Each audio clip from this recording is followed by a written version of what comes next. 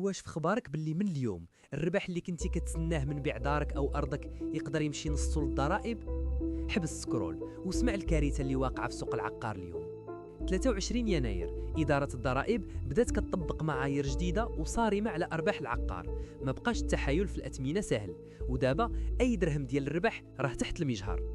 هادشي كيعني أن الناس اللي شاريين شحال هادي وبغاو يبيعوا دابا غيلقاو راسهم كيخلصوا مبالغ خيالية للدولة. علاش هادشي دابا؟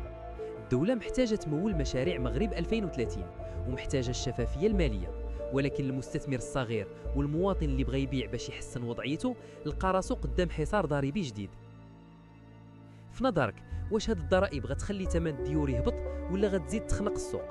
واش فكرتي تبيع شي عقار هاد الايام وصدموك؟ كتب لينا قصتك.